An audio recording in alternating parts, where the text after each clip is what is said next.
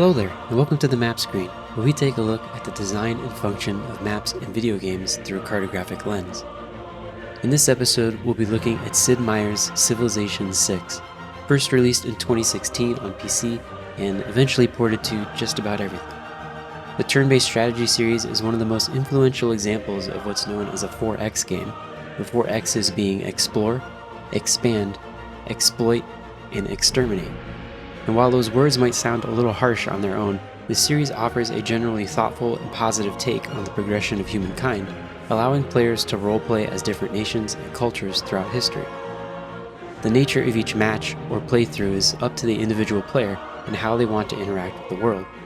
You can choose to win the match peacefully through overwhelming culture, innovative science, enlightening religion, or masterful diplomacy. Or you might be a terrible despot, wiping the planet clean in a nuclear barrage and reveling in the blood of your enemies. The choice is yours. As the latest entry of a long-standing series, Civilization VI has had a lot of time to tweak and iterate on its map screen and related map functions, which is especially important in a game like this, because the primary means of interaction and delivery of information to the player is through the map. It's not just an aid to navigation, or a simple quality of life feature, as it can often be in other genres. In a lot of ways, the map is the game, and taking it out would be like removing the tracks from a racing game, or the arenas from a multiplayer shooter. It just wouldn't work the same way. So of course, in being the primary means of disseminating information to the player, the map is incredibly dense with it. Let's make an inventory of all the different things a player might see just from the opening screen when players first load into a game. Structurally, we see a small map area divided into hexagonal bins, a design decision introduced to the series in Civilization V. Using a hexagonal grid rather than a square one allows for more natural and balanced movement around the world, with hexagons being the most efficient shape when it comes to tileable grids. Simply put, hexagons are indeed the bestagons, and they have become increasingly common in modern cartography now that we have the computing power to whip them up in a flash. In the center of the screen we have the player's first units, a settler and a military unit or two, which are visually distinct from one another and fully animated. They also have specific icons floating overhead to make it clear what type of units they are at a quick glance and from small zoom scales. There are more than 100 of these unique unit icons when accounting for add-ons to the game and units that are unique to specific civilizations, such as Viking Berserkers or Aztec Eagle Warriors. These icons then use a two-color palette to indicate the specific nation they belong to, and they have a meaningful shape, which tells us the category of the unit. Then there are icons for natural resources, which have an image unique to each item and are initially divided into 3 different groups via the icon's background color. There are yellow icons for bonus resources, like wheat and stone, purple for luxury resources, like olives and honey, and red for strategic resources, like iron and horses. Later on, players will find a 4th brown group for artifacts, including shipwrecks and antiquity sites. The terrain beneath these features is also packed with meaningful information. Plains, grassland, desert, tundra, and snow all can produce a different impact on gameplay. Each of those can then be modified with additional features like hills, mountains, woods, rainforests, marshes, floodplains, oases, and more, again all uniquely impacting the game. Rivers can weave their way between all tiles, affecting movement between them and city bonuses. And off of dry land we find similar variety out in the ocean, with shallow and deep waters, icebergs that can disappear later in the game with climate change, and reefs that provide defense and resource bonuses. Every single one of these features and modifiers is visually distinct and consistent on the map. Once the player places their first city, we get map information on those too. There's an icon for city defense and later combat strength. There is an icon to denote whether the city is the capital of a nation, whether it's under siege, losing loyalty, and more. We can see the population amount, how fast it is growing, and we can also see what the city is producing. And finally, around the city is a dual-stroke border matching the nation's unique color palette, showing the extent of its international boundaries. And then there are contextual icons and graphics, such as a highlighting circle whenever you select a unit, and a teal line to indicate how far they can move in one turn. When you select a settler or builder, the game will mark nearby tiles that are ideal to build a city on or to construct a particular improvement.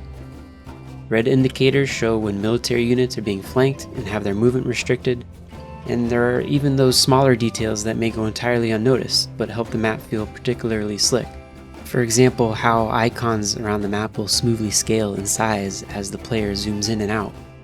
Or the nice example of feature aggregation on the yield icons whenever a tile is generating more than 4 of a specific type. We can also see that units who have expended all of their actions for the turn receive a bit of transparency on their icons in order to help push them into the background visually, helping players to shift their focus to other units with remaining actions. We could go on, but the point is that there's a lot of visual information on this map, and this is just what's present at the beginning of the game. As the world progresses, more information continues to be layered on top of these features. Dozens of different kinds of buildings and districts come into play with their own unique appearances and icons. Natural disasters can modify the appearance of terrain and buildings to show that they are damaged or have been altered. There are also unique natural wonders, which provide unique bonuses, and additional contextual displays, such as trade routes highlighted with animated arrows to indicate their origin and destination. The visual organization in this game is just masterfully done, and while new players will no doubt need some time to understand everything that's being presented, the developers have made the map about as approachable, clear, and informative as they possibly could, given the complexity of the systems at hand. They also managed to add a number of quality of life features to help break the map down even further and to connect players with the information they want. Much like modern web maps, players can hover their cursor over an individual tile to get a pop-up window, summarizing all of the things inside of it, from terrain types to district building. Other things borrowed from modern maps are a set of markup tools, allowing players to leave notes on the screen and plan out their game, as well as a dynamic mini-map or overview map to help let them know what part of the world they are viewing. There are also a number of different map lenses which players can use to prioritize what is most visible on the map. Here they can get a better look at things like religious influence, continental makeup, tile appeal, ideal lands for settlement, government types, political borders, tourism draw, national loyalty, imperial extent, and electrical grids. And for everything else, there's a search function to help highlight specific features, for example, if you wanted to quickly find all of the known iron resources. There are also a number of options players can enable in the settings to further tweak the map to their liking. For example, toggleable yield icons for each tile, or removing the grid lines in between those tiles. All of these supporting features and settings go a long way toward increasing the game's accessibility, letting players configure the map in a way that works best for them. And finally, there is an entirely alternate version of the map called the strategy view.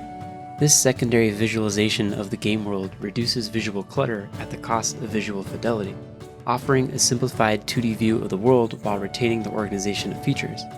And while basic in comparison, the strategy view remains a lovely work of art in its own way, and some players might even prefer it to the standard view. So, given how much Civilization VI focused on bringing clarity and refinement to its map, one might expect it to have a pretty vanilla or bare-bones aesthetic. But that isn't really true, at least not entirely.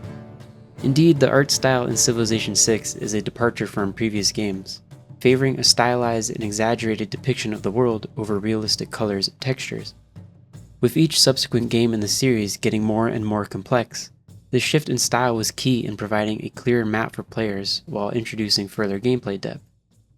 And while there is a portion of the fanbase which prefers the previous look, it's hard to argue that Civilization VI isn't a beautiful game. And it manages to clearly convey all of the unique information required of it while adhering to the theme of an antique map, particularly those produced during the Age of Exploration, which, of course, is a key theme of the series and one of those 4 X's mentioned earlier. It's a perfect fit for the series, especially when the gameplay goals and philosophy tend to, perhaps unintentionally, skew towards Western ideals and most closely echo what was going on with European colonial powers at the time. As the game unfolds, unexplored sections of the map are hidden using a paperly veneer, functioning as what's known as the fog of war in most strategy games. It even includes fold marks, stylized rum lines, which were used by ships to navigate, as well as monsters and other illustrations meant to evoke the decorative additions to European maps that were common between the 15th and 17th centuries. You can find a range of classic additions like sailing ships, giant squids, hippocamps, ornate compass roses, and more. And while these are purely cosmetic in nature, they're a fun tie-in to the history and tradition of cartography. Though, contrary to popular belief, these illustrations weren't typically included on the navigational maps explorers might use, nor did they serve as ominous warnings to sailors about dangerous routes. Commissioning a map during this time was quite expensive, and these illustrations had an added cost, so they were typically reserved for maps meant as wall art, maybe a nice conversation starter for wealthy nobles looking to impress their peers. As players explore, this paper-like fog of war gives way, revealing the vibrant, painterly game world beneath. And there's this lovely fluid movement to the edges of this fog effect as it ebbs and flows around moving units, sort of like an ink wash in motion. It can also be seen on large storms as they move across the map. Within the revealed sections, players can zoom in close to the map and admire a range of details, from lighted town windows and rolling ocean waves to spinning windmills and fluttering birds. But seeing this vibrant, active part of the world relies on the player maintaining a friendly presence there, either with their own units and cities or their allies. When friendly units move on or withdraw from a place, the map is remasked with a static, sketch-like impression of what was last seen there. Players can view these parts of the map as a snapshot in time, showing what the topography and city locations were, but they won't update with any new cities, structures, or rival unit positions until the player returns with a unit of their own and rescouts the area. The sketch-like appearance of these previously visited places has this wonderful patched shading style and muted watercolor-like washes, which evoke the look of an explorer's field guide, filled with drawings of their new discoveries. Map design is often not about what you include on a map, but rather what you leave off of it. It's about abstracting the real world, or in this case, a fictional stand-in of the real world, into increasingly simple components until the focus of the map comes to the forefront. Everything included should have a purpose, even if it's just to evoke a specific feeling or emotion to the reader. This principle can be applied to game UIs in general. And with Civilization 6, just about everything adheres to this rule. There's very little on the map that doesn't convey some sort of relevant gameplay information to the player, and the things which don't, for example, the sun's glare on the sea or sandy clouds blowing over the desert, are just there to bring a sense of immersion and wonder to the player, to help them feel like this is a real world they are playing with. Civilization 5, while a great game in its own right, features a map that now looks a bit muddy and cluttered in comparison, but its own map walked so that 6's map could run, so to speak, and largely what we have here are just layers and layers of refinement, seeking to make the map as suitable as possible for what it needs to do, while being a pleasure to look at and invigorating players with a sense of excitement and exploration. As a final note, I would be remiss if I did not comment on one other map that you can find in Civilization 6. On the loading screen behind the chosen player is a decorative world map. It's a bit odd they include this, since the majority of players are about to get a randomly generated world that looks nothing like Earth, but it's recognizable shorthand for a world. It's using a cylindrical projection, perhaps equirectangular, which is fine, but there are a couple of oddities on this map, such as large water bodies in Egypt and the Middle East, while the Great Lakes are missing, as well as land bridges in Southeast Asia, among other things. Perhaps this is meant to be the world closer to a glacial period, although even that doesn't quite fit. Likely, it's just the result of the artist simplifying and smoothing the original vector data, or maybe some weird legal precaution to prevent it from ever being pegged as the real world. Either way, a bit odd. So, what do you think of the design of the map in Civilization 6? Do you prefer it over Civilization 5? What are some other strategy game maps that you admire, both digital and tabletop? Let me know in the comments, and thank you for watching.